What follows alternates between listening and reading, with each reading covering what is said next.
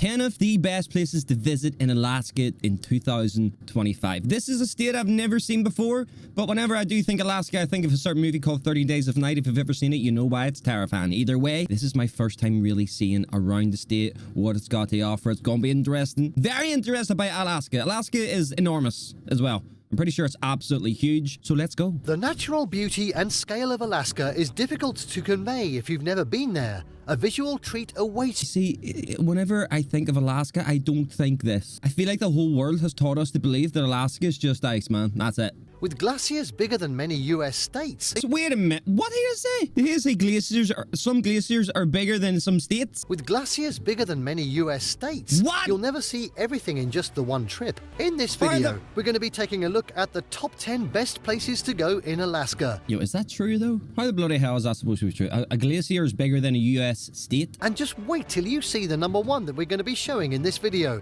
Something you would never even have thought of. Okay. So make sure you watch till the end. I will. At 10, oh, here we go. Glacier Bay. Okay. Glacier Bay is the crowning jewel of the cruise ship industry and a dreamy destination for anybody who has ever paddled a kayak. 7 tidewater glaciers spill out of the mountains and fill the sea with icebergs of all shapes, sizes and shades of blue, making Glacier Bay National Park and Preserve an icy wilderness renowned worldwide. Apart from its high concentration of tidewater glaciers... Yo, I don't know how I feel about getting on a cruise that goes by glaciers and stuff, you know what I mean, man? Because... Titanic. Glacier Bay is a dynamic habitat for humpback whales. Other wildlife seen at Glacier Bay includes porpoises, sea otters, brown and black bears, wolves, moose and mountain goats. The park is what are mountain goats actually doing, though? You know what I mean? Like, what is their goal, brother? Like, why are they just climbing up the side of the mountain for no reason? What? I know they're probably trying to get to the top, but surely there's an easier way around. You know, these motherfuckers literally climb up a vertical wall. Expensive side trip, even by Alaskan standards. Plan on spending at least $400 for a trip from Juneau. Of the 500,000 annual visitors, more than 95% arrive aboard a ship and never leave it. Look at this. The rest are a mixture of tour group members who head straight for the lodge and backpackers who gravitate toward the free campground. I always find this mad that you guys have just like animals that gets this out in the wilderness, man. The only animals we have is the local alcoholic. You know, he'd probably try and climb a lamppost somewhere, but like to know you guys have got like this just roaming about there living their life. It's cool. Really cool. At number 9, Denali National Park. Jesus. The Athabascans christened it the Great One, and few who have seen this 20,237-foot bulk of ice and granite would disagree. Viewed from the park road of its eponymous national park, Denali chews up the skyline, dominating an already stunning landscape of tundra fields and polychromatic ridgelines. The mountain inspires a take-no-prisoners... Look at that. Wait, is this a walkway or a road? Or both? That's a view, man. Good. You know what I mean? ...kind of awe, and climbers know that feeling well. Denali attracts over 1,000 alpinists every summer. Far more popular is the surrounding national park, a 6 million acre wilderness replete with wildlife that's easily accessible on a bus. Mind the big brown bears. Okay. Brown bears are bad. What ones are alright? The black bear? At number 8, Mendenhall Glacier.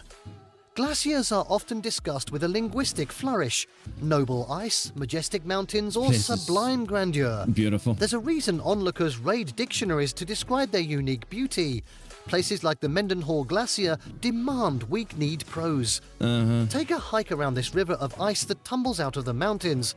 Stand in the gaping mouth of an ice cave, or watch the parade of icebergs that the glacier discharges into the Mendenhall River. It may not last. Scientists say most of it will be gone in 25 years. Really? I feel like we live at a certain point in our existence where we're starting to see the end of a lot of things, man. You know, there's so many animals going extinct, and there's like so many that are down to like the last couple of hundred around the earth. And then he used to say all this could be gone in 25 years. I feel like we have invented technology at the most perfect time so you can have these videos of them whenever they do go away. Because if you didn't have the technology we got now, you probably would have never seen them for people in the future, you know? At 7, the Northern Lights.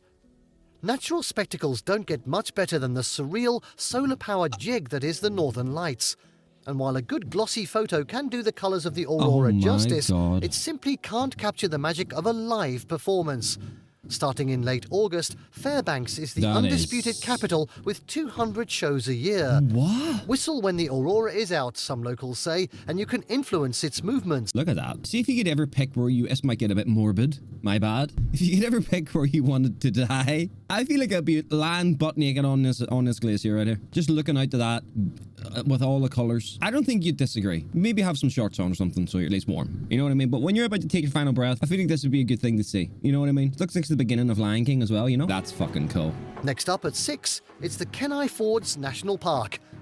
Kenai Fjords National Park was created in 1980 to protect 587,000 acres of Alaska's most awesome, impenetrable wilderness. I know Alaska isn't all ice, but is it all cold? Like, is the majority of Alaska cold? Because, I mean, this doesn't look that cold. It looks alright. Crowning the park is the massive Harding ice field. From it, countless tidewater glaciers pour down, carving the coast into dizzying fjords. As you paddle, you might be treated to the thunder of carving tidewater glaciers, the honking and splashing of sea lions at a haul-out, or the cacophony of a kittiwake rookery. A what? Near Peterson Glacier, plump harbour seals bob on glacier ice, and breaching whales often perform at the mouth of Resurrection Bay. Getting an orca's eye view of this rich marine ecosystem is just one of the many rewards of propelling yourself on a kayak through the rocking waters of Kenai Fjords. With such a landscape and an abundance of marine wildlife, What the hell is that? the park is a major tourist attraction. Unfortunately, it's also an expensive one. That is why road-accessible Exit Glacier is its highlight attraction. Hardier souls can ascend to the Harding icefield from the same trailhead, but only experienced mountaineers equipped with skis, ice axes and crampons can investigate the 900 square miles of ice. The majority of visitors either take a quick trip to Exit Glacier's face or splurge on a tourboat cruise along the coast. For those who want to spend more time in the park, the coastal fjords are a blue water... See, these people are just walking through the forest here. Like, aren't there bears just roaming about? What happens there? You know what I mean? Like, what do you do in that situation? Kayaker's dream. Woo-wee. At 5, Indigenous culture. Oh. Though Anchorage is now the biggest native village by population and non-Indigenous influences are seen everywhere, the essence of traditional culture lives on in settlements across the state. Cool. Most are just a bush plane flight away, but the best way to begin your understanding is to visit an urban cultural centre run by Alaska natives. At the vanguard of a recent Alaska Native renaissance is Sealaska Heritage in That is something I'd love to experience. I would love to experience some of that culture, just like watch what they do day to day and, you know, just see how they live their life day to day as well. Because, like, again, we don't got that here, man. You got where I live, you got alcoholics and then there's people who love a drink. Kind of what you get where I'm from, man. With its collection of ceremonial masks. Also fascinating are some historic houseposts in Haines and a revived Haida cultural village in Kasan. That's so cool. Totem poles and clan houses provide a metaphoric window into Tlingit, Haida and Simishan culture in and around Alaska's first city, Ketchikan. Awesome. I did not know the Indigenous culture was up that far, because that's way north, isn't it? Like, if I'm looking at America and then above America's Canada, but like Alaska's up around, you know. I thought like Indigenous culture was more central. I didn't know it was that north. At 4, Kodiak Island. Kodiak is the land of humongous brown bears and lucrative crab fishing, where verdant mountains shelter quiet, crescent-shaped bays, and the people of the eponymous bay shelter quiet... What the fuck is this? This is not a real image, is it? These people do not look like... Look at these... No. What's going on here? Crescent-shaped bays, and the people of the eponymous main town grin contentedly in their daily lives. Jesus. Rarely visited by big cruise ships, the US's second-largest island is Alaska at its most authentic. Is Alaska. Yo, if you ever wanted to know what a hangover cure was, it's right there. This kind of little blue, aqua blue fucking pool of water. That's it. At its most authentic. You'd be mad to miss the bear viewing and the phenomenal fishing potential. But reserve extra time to investigate Kodiak's less heralded attractions, including World War II military batteries and roughshod day hikes on the cusp of an ethereal wilderness. Wow, I did not know that. At 3, Denali Star Train. Okay. The northernmost railway line in the US was one of the triumphs of Gilded Age engineering when President Warren Harding ceremoniously banged in the last spike in 1923. Nearly a century later, the railway continues to work its steely magic on the Denali Star, a luxury train that plies a route between Anchorage and Fairbanks. Replete with grazing wildlife, tiny towns Look and at plunging that, man. gorges, there's a lot for passengers to take in, but all else is forgotten when the 20,237-foot Denali takes its cloudy hat off and 20,000 foot shimmers train. above the forest. Did I hear that right? The train's And 20,000 now feet at long. number 2, Dalton Highway. When you look at a map of Alaska, the north coast of the state feels truly remote, a faraway place that seems only reachable by air. But there is a road to the top of the world, and it's one of North America's great drives. Belt up, stick some Springsteen on the sound system, and get prepared for the ride of your life. The 500-mile trawl up the Dalton Highway from Fairbanks to the Arctic Ocean Wow. won't be the smoothest ride you'll ever take, but it could well be Worth one of it. the most legendary. What the infamous Hall Road lacks in asphalt, it makes up for with a succession of surreal ecosystems, from the boreal forests of the interior to the bleak tundra of the North Slope. What? What even is this? Why is this so... What is this? Bleak tundra? What? I don't understand what these words mean. But what the what are we doing out here? The long, winding truck route cuts 414 miles from Alaska's interior to the North Slope, paralleling the Trans-Alaska Pipeline to its source at the Prudhoe Bay oil field. Along the way, it passes evergreen quilts of taiga, the Gothic majesty of the Brooks Range, and the chilling flatness of the Arctic tundra. The road is open year-round, but you should only tackle it between late May and early September, when there's I was just about to ask, what is the weather like here? Like, is there... What's the seasons like? What's the summer like? virtually endless light and little snow and ice. Expect a 40 miles per hour average and 2 hard Endless days to light? reach Dead Horse at the edge of everything.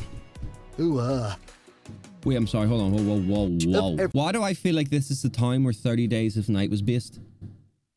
Reach Dead Horse at I'm gonna Google it. I've typed in Dead Horse 30 Days of Night and AI overview is yes, a dead horse does appear in the movie. Okay, that's just not what I needed at all, man, to be honest. the edge of everything.